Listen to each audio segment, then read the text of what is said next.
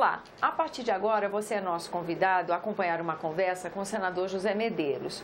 O nosso tema são alguns. Nós vamos fazer uma retrospectiva, um balanço do que foi a experiência do senador concorrendo à presidência da Casa. Vamos falar também das perspectivas de trabalho para esse ano, que já estão anunciadas reformas importantes que vão acontecer, talvez até numa certa celeridade, se as coisas correrem como a expectativa de quem está propondo essas reformas, né? Até podemos falar também, né, senador, como o senhor sugeriu, sobre o seu pronunciamento de agora a pouco, esclarecendo notícias a seu respeito, acho que na Folha de São Paulo, acho que foi no painel da Folha. No painel da Folha, que não saíram exatamente a contento, porque parece que o senhor tem também uma outra versão. Eu tenho a versão. O senhor tem uma outra versão. Por onde o senhor quer começar, senador? Vamos começar por tranquilo, onde? eu acho que podemos conversar por essa... Bora falar, então, do pronunciamento, né? Exatamente. Veja bem... O senhor saiu numa missão oficial, não foi? Exato. Nós estávamos no interior de Mato Grosso, porque eu tenho trabalhado muito na regularização fundiária e há uma ânsia muito grande, um anseio muito grande das pessoas para querer saber como é que anda. Eu me lembro que nesse dia tinha um representante que ele andou, tipo assim, 100 quilômetros em estrada de chão para me encontrar em Querência, para a gente tratar dos assuntos referentes à regularização fundiária. Uma audiência que eu ia marcar aqui com o ministro Padilha. E passou-se. Agora, do advento da eleição, eu fui procurado por uma repórter da Folha de São Paulo, dizendo que eu tinha que eu tinha gastado dinheiro numa boate. E eu achei estranho, falei, porque boate ou você vai para dançar, ou para namorar, ou para, enfim, para tratar de assunto fundiário que não é. Tratar de assunto fundiário que não é. Mas, enfim, eu falei, olha, eu não bebo, ou para beber, né? Eu não bebo, eu não danço. E sou bem casado, não ando procurando namorada. Então, por que eu ia fazer numa boate, né? Fiquei intrigado, mandei ligar para esse lugar, né, para saber o que era. Ele falou, não, foi um restaurante que você comeu e tal, à noite, mas lá eles, no fundo, tem um salão que aluga para casamentos, essa coisa toda, mas não é um boate. Uhum. Mas, enfim, na razão social diz que é escrito Pub Gelaguela. Então, um nome realmente exótico. Enfim, saiu e publicado no meu estado que eu tinha gastado numa boate. Então, mas eu fui justamente explicar porque quando você não é uma pessoa pública, o pensamento diz que você não precisa explicar nada porque aos inimigos não adianta explicar e aos amigos também não. Não há necessidade. Não há necessidade. E nesse caso, quando você é público, tem que explicar. Mas quando tem eleitor, a coisa muda, muda, né? É outra categoria. Eu devo explicação, sim. Uhum. E aí teve essa oportunidade de falar no plenário, exatamente. Né? E já trouxe também a novidade para você que acompanha o argumento. Exatamente. Isso é consequência da visibilidade, o senhor acha, que a sua candidatura à presidência do Senado trouxe? Não tenho dúvida, porque isso faz tanto tempo, né? Foi julho ou junho do ano passado, agosto, não me lembro. Enfim, faz muito tempo, quer dizer, ficou isso aí no portal da transparência e agora, em consequência da candidatura, saiu isso.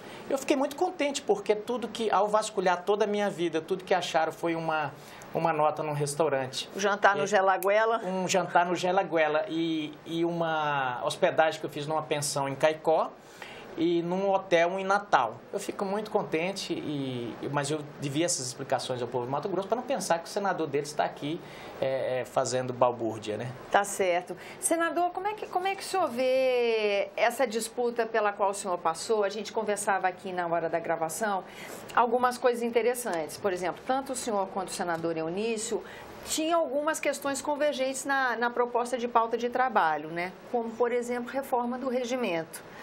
Qual é a importância para quem não acompanha tão de perto, não acompanha daqui de dentro a política, o cenário político? O que faz diferença num regimento que pode interferir no trabalho do parlamentar? É bom essa pergunta porque o regimento é quem norteia os trabalhos aqui no Senado. E, às vezes, as pessoas que estão assistindo não sabem por que o parlamento agiu assim ou assado, né? E se dá muito por causa do regimento. Então, até aqui a TV às vezes as pessoas estão assistindo uma comissão e sai do ar. Aí as pessoas ficam reclamando, senador, por que tirou do ar? É porque o regimento diz que ela tem uma programação fixa. Olha, a TV Senado ela deve ir para essa ou para aquela comissão, ou o plenário abriu, ela deve ir imediatamente. Então tem essas coisas todas. Isso é o regimento que controla, que regula tudo. E sem falar em outras questões, como voto de liderança, tudo aqui no Senado é regido pelo regimento. Mas ele já é de algum tempo. O nosso Senado é uma instituição lá do século atrasado. Então, por isso que a gente fala em remodelar, reformular, modernizar o regimento, né, para que os trabalhos possam ser mais antenados. Por exemplo, voto de liderança. Não faz sentido ter voto de liderança mais hoje, onde um senador vota por todos. Isso era na época que o voto não era eletrônico. Hoje, cada um senador põe o dedo e vota ali na hora, né? Mesmo porque o deslocamento para chegar até o Senado também, hoje em dia, sim, né? A agilidade é outra, né, senador? Totalmente. Nós temos pela frente um ano de bastante trabalho, com propostas de reforma importantes, temas recorrentes no Brasil que parece que nesse momento nós vamos enfrentar. É essa a impressão que o senhor tem? Olha, nós estamos no ano de 2017, que começou, eu diria assim, quente demais, né? Começamos com esse negócio dos presídios e tal. Teve um amigo meu muito espirituoso que disse, olha, a culpa foi daquele 7-1. Desde que a gente perdeu de 7-1, que nada mais deu certo. Mas eu já vejo algumas coisas no horizonte. A economia mostrando sinais de recuperação, né? Sinais de respiração, isso é bom. Agora, temos que enfrentar temas terríveis, como as reformas que vêm aí, né? Esse embate da segurança pública, importantíssimo. Veio para ainda, eu diria, complicar tudo mais ainda, essa tragédia que se abateu com o ministro Teori Zavascki, aí vem a substituição, isso vai dar muita...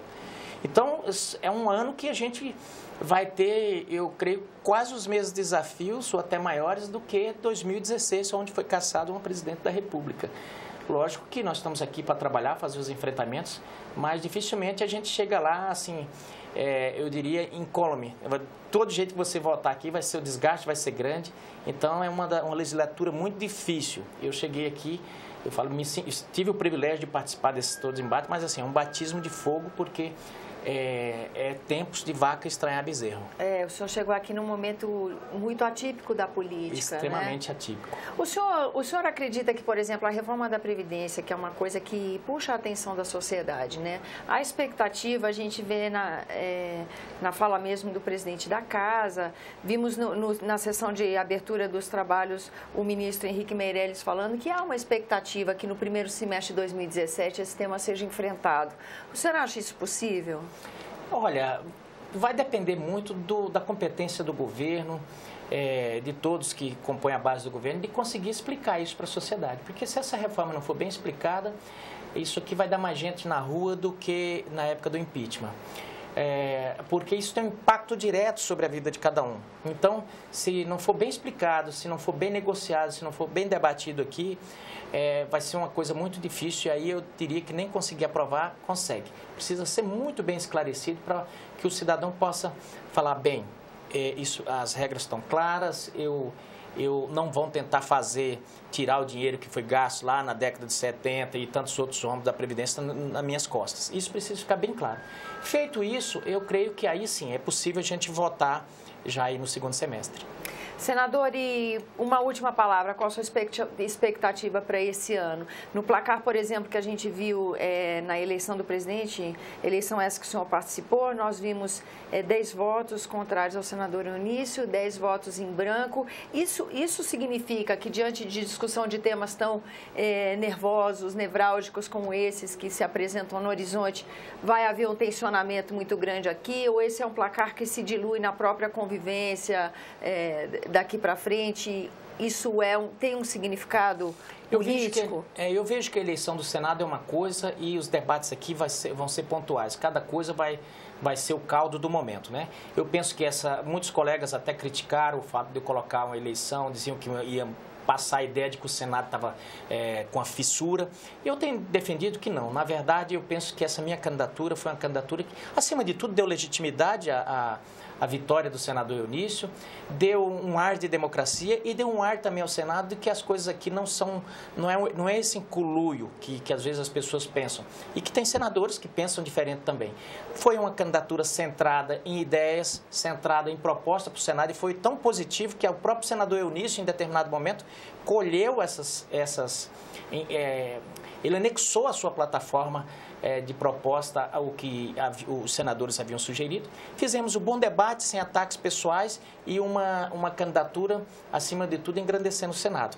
Então, eu vejo que nesse cenário aí, lógico que a oposição aí, composta pelo PT, eles vão sempre ser contra, porque é da natureza mesmo, eles sempre foram assim. Mas o resto da base está unida e eu creio que se essas reformas todas forem bem explicadas, a base vai votar unida. Tá certo, senador. Eu agradeço a sua presença aqui no nosso programa e eu agradeço também a você que nos acompanha. Lembrando que esse é o programa Argumento e você é o nosso convidado a fazer sugestões e críticas ao trabalho da TV Senado. Para isso, é uma ligação gratuita, 0800 61 2211. E você também pode usar o endereço eletrônico para rever esse ou outro dos nossos programas, senado.leg.br/TV. Até a próxima.